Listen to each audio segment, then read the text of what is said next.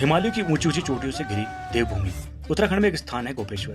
कहते हैं यहाँ की मिट्टी में ऐसी दिव्यता है कि हर कदम पर शिव की उपस्थिति महसूस होती है। इसी भूमि में स्थित है प्राचीन गोपेश्वर महादेव गोपीनाथ मंदिर, जिसकी कथा सदियों से सुनाई जाती है। हर हर महादेव। उत्तराखंड गोपेश्वर गोपीनाथ मंदिर की पौराणिक और प्रचलित मूल कथा। उत्तराखंड के चमोली जिले में बसे गोपेश्वर का नाम ही भगवान गोपीनाथ से जुड़ा है। यहाँ का गोपीनाथ मंदिर लगभग 11वीं या 12वीं शताब्दी का माना जाता है। कुछ विद्वान इसे 9वीं शताब्दी तक पुराना बताते हैं।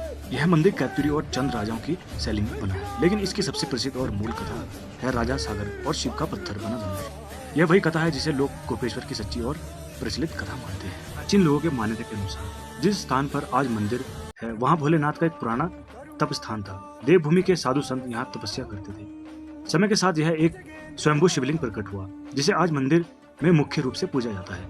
यह शिवलिंग कुदरती पत्थर से बना है और जमीन से स्वयं उभरा हुआ माना जाता है। गोपेश्वर की सबसे बड़ी सत्यापित स्थानीय परंपरा है राजा सागर के पत्थर बने धनुष की कहानी है। मंदिर के बाहर बड़ा त्रिशूल लगा है, जिसके बारे में कुछ लोगों का मानना है कि इसे कोई हिला नहीं सकता।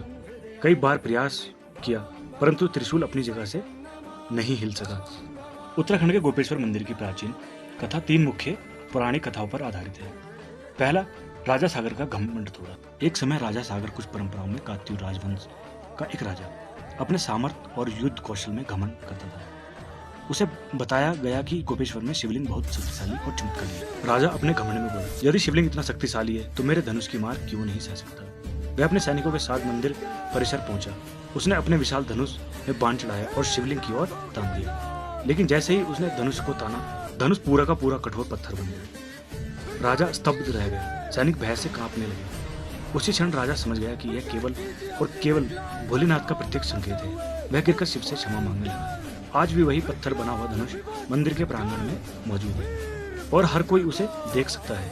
यह गोपीनाथ मंदिर का सबसे बड़ा प्रमाणिक चमत्कार माना जाता है। दूसरी कथा के अनुसार, जिसमें भगवान शिव ने वृंदावन में महारास में शामिल होने के लिए एक गोपी का रूप धारण किया था, जिसके कारण उनका नाम गोपेश्वर पड़ा। कहते हैं भगवान शिव को वृंदावन में भगवान कृष्ण के महारास में शामिल होने की तीव्र इच्छा थी। महारास में केवल गोपियों को ही प्रवेश की अनुमति थी। महारास में प्रवेश के लिए भगवान शिव ने एक गोपी का रूप धारण किया और महारास में शामिल हुए। भगवान कृष्ण ने उन्हें पहचान लिया और गोपियों के बीच उनकी उपस्थिति का सम्मान करते हुए भगवान शिव को गोपेश्वर नाम से भगवान श्री कृष्ण ने संबोधित किया।